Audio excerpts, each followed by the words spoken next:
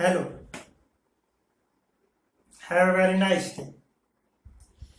एक मैं नोटिफिकेशन पढ़ रहा था यूट्यूब पर कि सरकार ने 150 के करीब दवाएं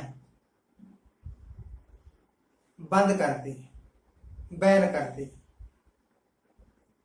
उनमें से 2 दवाएं बहुत मशहूर और ज्यादा करके प्रयोग होते, एक पैरासीटामोल, क्रोसिन भी कहते हैं लोग, कालपोल भी कहते हैं, और दूसरा सिट्राजिन। और बहुत सारी ऐसी दवाइयां जिनको लाइफ सेविंग ड्रग्स कहते हैं, बंद कर दी।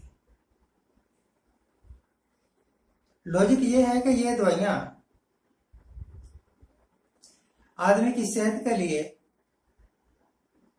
नुकसानदेह है। जहां तक मुझे ख्याल है,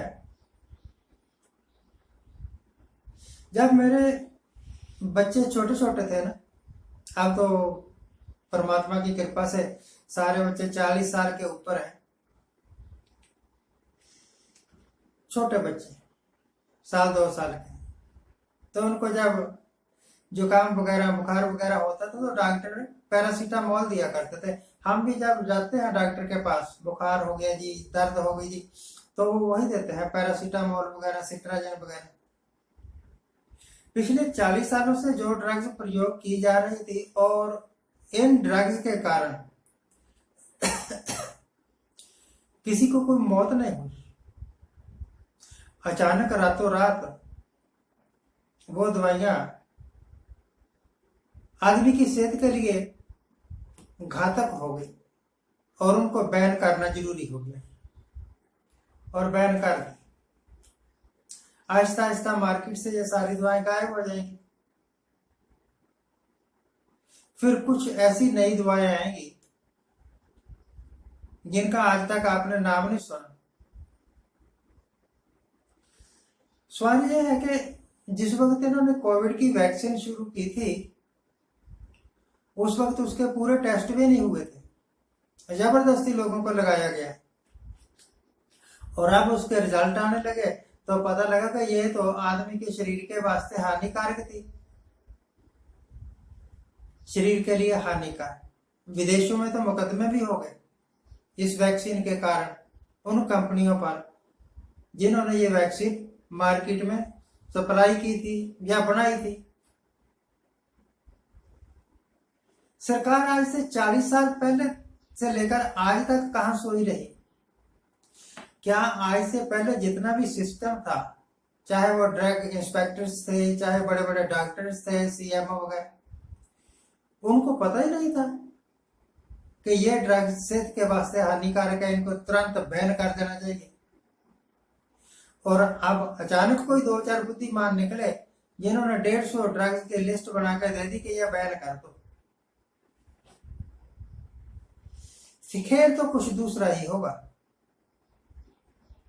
कुछ अपनी चहेती कंपनियों को लाभ पहुंचाने के वास्ते कुछ दूसरी कंपनियों को जिनसे कोई लाभ नहीं है हमें बैन कर दो। जब दवाइयां ही नहीं तो वो प्रोड्यूस क्या करेंगे, बनाएंगे क्या? जब बनाएंगे नहीं तो कंपनी बंद ही होगी। मोदी साहब के आने के बाद चाहे और कुछ हुआ हो या ना हुआ हो,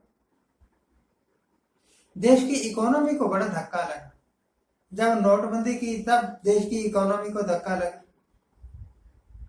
जब कोविड बिना सोचे समझे, बिना कोई स्कीम बनाए 3-3 महीने तक कर्फ्यू जैसी हालत पैदा कर दी, तब तो इकोनॉमी को सेटबैक नेगेटिव में चली गई ना। और अब ये जो ऐसी पॉलिसियां लेके आ रहे हैं, इनके कारण भी इकोनॉमी, और फिर कहते हैं ये विश्व गुरु है। विश्व गुरु साहब, आपको पिछले 40 साल से पता ही नहीं लगा कि ये जो दवाइयां आप बाजार में भेज रहे हैं, सप्लाई कर रहे हैं, ये आदमी की सेहत के वास्ते हानिकारक है। बीजेपी तो बड़ी मशहूर है आंदोलन करने के वास्ते।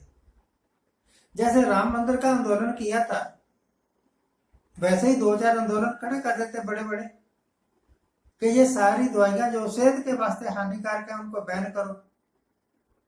तो चाहे किसी की भी सरकार होती तो बैन करनी पड़ जाती ना। मुझे तो लगता है ये जो दवाइयां बैन की गई है या की जा रही है, इसका पर्पस कुछ और है। अगर ये हानिकारक थी तो पिछले 40 साल से जब से ये प्रयोग की जा रही है, हजारों लाखों की तादाद में लोग मर जाने चाहिए। पैरासीटामोल के कारण कोई मरा तो नहीं, सिट्राजिन के कारण कोई मरा तो नहीं, फिर ये बैन क्यों?